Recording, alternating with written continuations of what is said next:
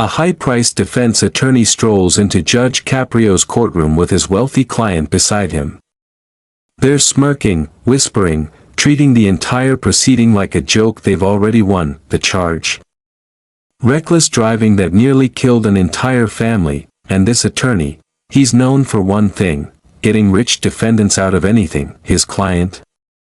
A trust fund kid who's never faced a real consequence in his life. What neither of them realize is that they're about to push Judge Frank Caprio to a place he rarely goes. And when he reaches that point, careers end. Hit subscribe right now, because 97% of viewers watch but never subscribe to Judge Stories, and this case proves exactly how arrogance in a courtroom can destroy your life. By the end, you'll watch a $500 an hour lawyer lose his credibility, and his client lose his freedom, all for forgetting one simple rule: never mock the judge. So here's the question: what happens when a lawyer thinks he's smarter than the system? You're about to see. Friday morning, 11:20 a.m. The clerk calls Marcus Aldridge, represented by attorney Jonathan Prescott.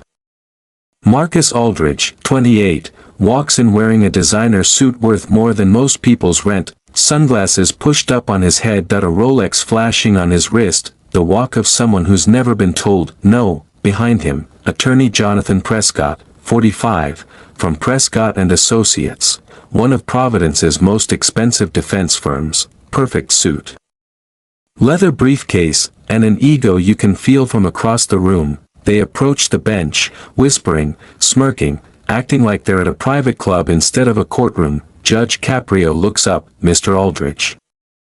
Attorney Prescott. Good morning. Prescott answers with a thin layer of fake politeness. Good morning, Your Honor.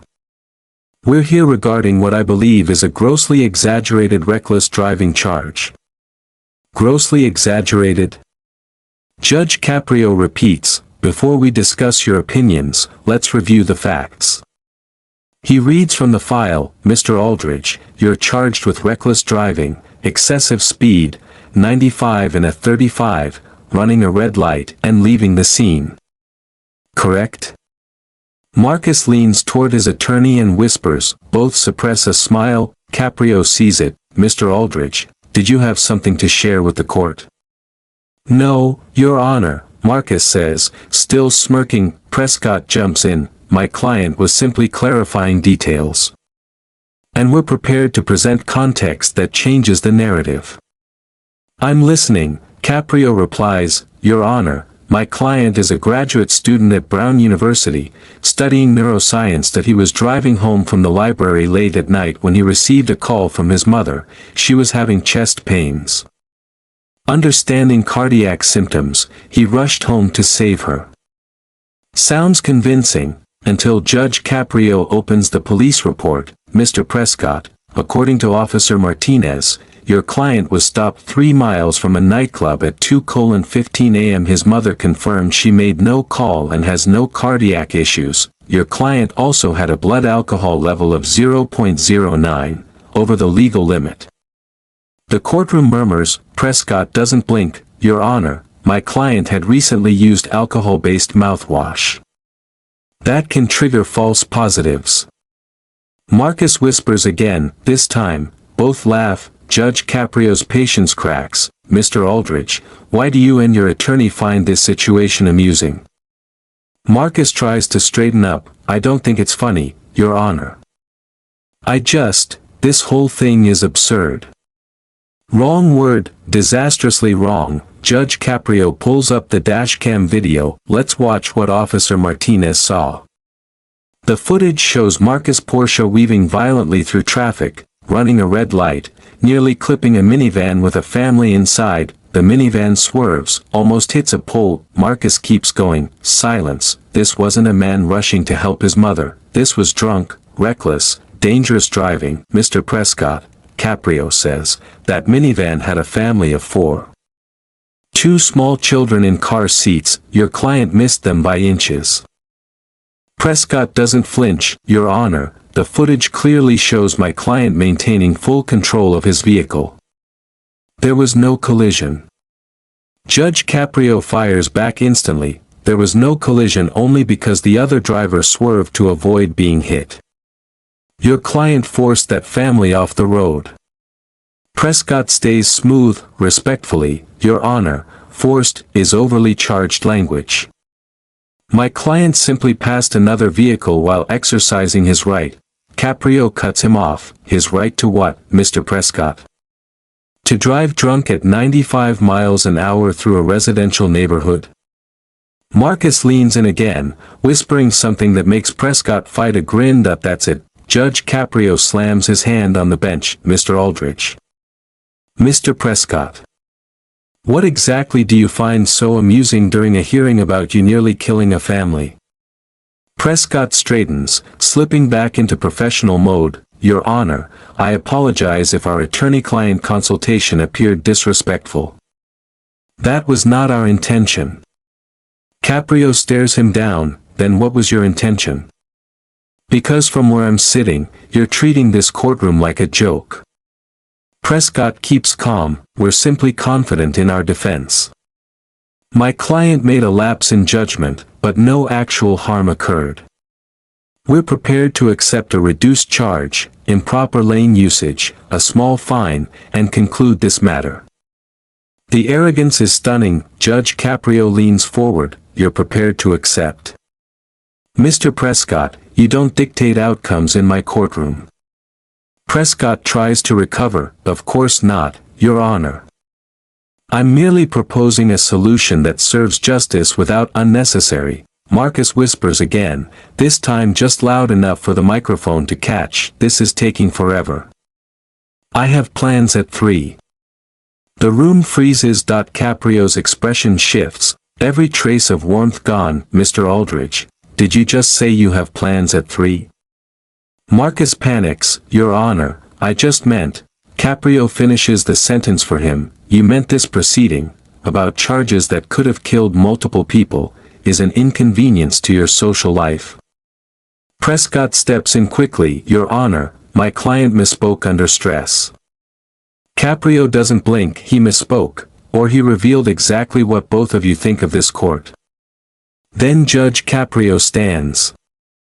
And when he stands, everyone in the room feels the shift. Mr. Prescott, in my 35 years on this bench, I've dealt with all kinds of defense attorneys. But few have shown the level of contempt I'm seeing today. Prescott raises his hands slightly. Your Honor, I have no contempt. Caprio fires back. You walked in with a fabricated medical emergency. When that lie fell apart, you blamed mouthwash. And through it all, you sat here whispering and laughing like this is entertainment. Prescott's polished exterior starts to crack. Your Honor, zealous defense is not contempt. Zealous defense? Caprio repeats, lying to the court is not zealous defense. Coaching your client to invent emergencies is not zealous defense. Treating this process like an inconvenience is not zealous defense. The prosecutor rises. Your Honor, for the record, this is Mr. Aldrich's third reckless driving incident in 2 years. Both previous cases were handled by Mr. Prescott and reduced to minor violations. There appears to be a pattern of gaming the system for wealthy clients. Prescott's face reddens. That is a baseless accusation. Caprio turns to him slowly. Is it baseless, or is it the truth? Marcus chooses the worst moment in history to speak. Your Honor, I pay my attorney good money to get results. That's how the system works. A collective gasp spreads through the courtroom. Even Prescott looks stunned that his client said it aloud. Judge Caprio's voice goes cold. That's how the system works. Mr. Aldrich, you believe justice is something you can purchase?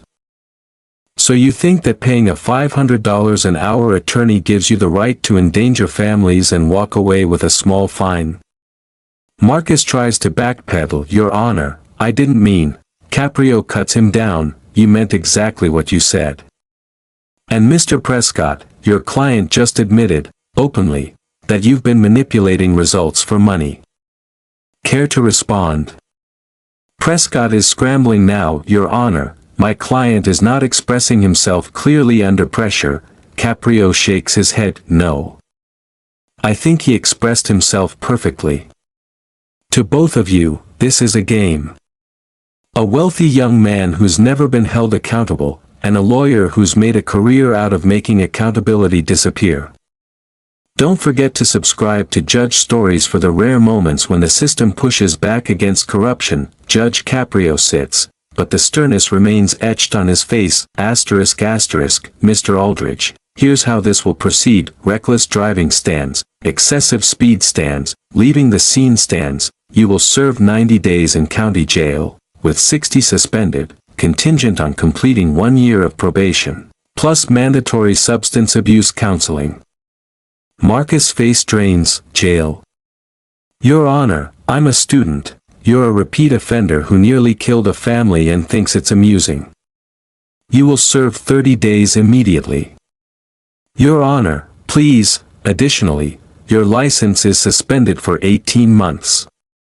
You'll complete 200 hours of community service, and pay $2,500 in fines.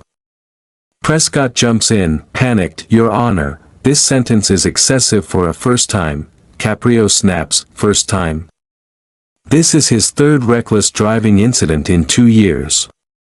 And each time, you helped him walk away with a slap on the wrist. That ends today. Your Honor, I request time for my client to arrange his affairs. Request denied.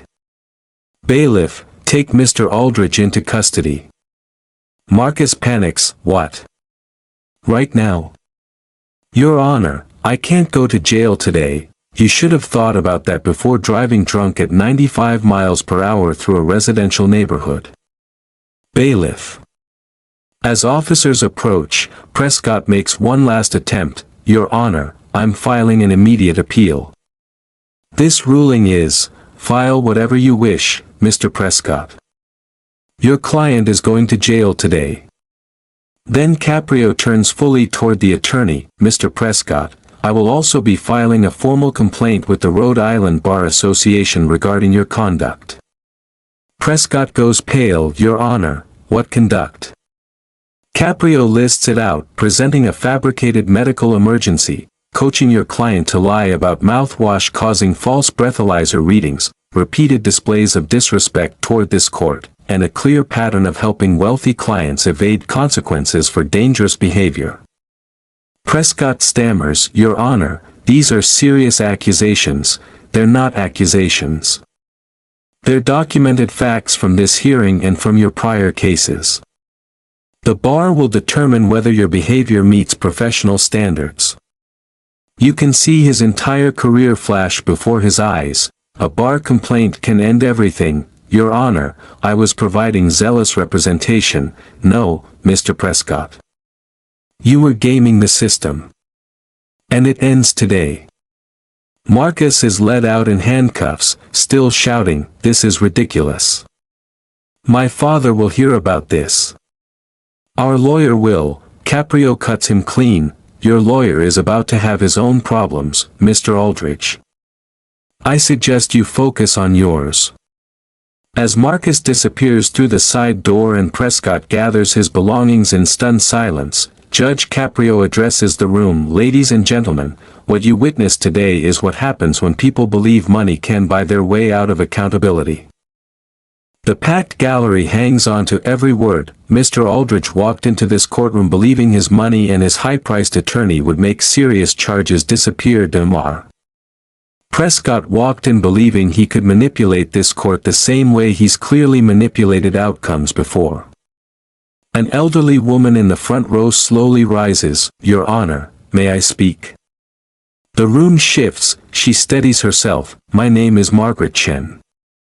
I was in the minivan from the video. My grandchildren were in the back seat. The courtroom freezes. That man nearly killed my family. His car shot through that intersection so fast my son had to swerve. We almost flipped. My granddaughter had nightmares for weeks. And he just kept going. He didn't stop. He didn't look back. He didn't care. Her voice cracks. Thank you, Your Honor, thank you for making him face what he did. Judge Caprio's tone softens. Mrs. Chen, I'm deeply sorry for what you endured. I'm grateful your family is safe. She nods and sits, wiping tears. Caprio turns back to the courtroom. This is what Mr. Aldridge and Mr. Prescott treated like a joke. A family nearly killed. Children traumatized. And they sat here whispering and smirking. He continues, voice firm, ***, in 35 years on this bench, I've believed in second chances. I've believed in rehabilitation. I've believed most people who make mistakes deserve the chance to make things right, but I also believe in accountability, when someone repeatedly endangers others and shows no remorse, and when an attorney helps wealthy clients dodge consequences for serious offenses, the system has an obligation to respond. A younger man in the back stands. Your Honor, I'm a public defender. May I say something? Go ahead. Thank you. I represent clients who can't afford attorneys like Mr. Prescott. They make mistakes, sometimes the same mistakes Mr. Aldridge made, and they get the full weight of the law. No sweetheart deals. No loopholes. Just consequences. He gestures to where Marcus once stood. That young man has been arrested 3 times for reckless driving. 3. And every time, he walked away almost untouched. Meanwhile, my clients go to jail for first offenses because they can't pay $500 an hour. He pauses. That's not justice, Your Honor. What you did today, that's justice. That's equality under the law. The room erupts in applause.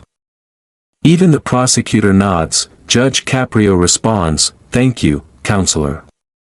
You're absolutely right. Justice cannot be purchased. Either the law applies equally, or it doesn't apply at all. He looks into the camera. Where are you watching from? Comment your city if you believe wealth should never buy immunity from consequences. Caprio continues, Mr. Prescott built a career exploiting loopholes and bending outcomes for clients who can pay. Today, that career took a serious blow.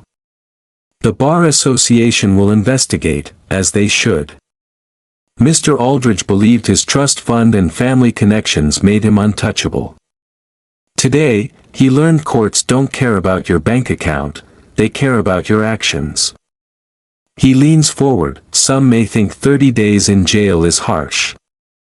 Let me tell you what's harsh: nearly killing a family and laughing about it, driving drunk at 95 miles per hour through a neighborhood, and complaining that your hearing is inconvenient.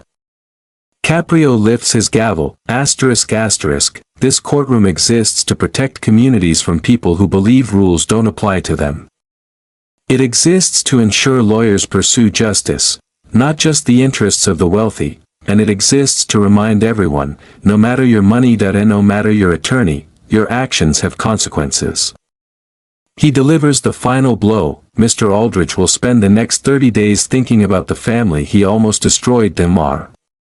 Prescott will spend the coming months explaining his conduct to the bar, and hopefully every wealthy client and high-priced attorney watching will remember, this court is not for sale.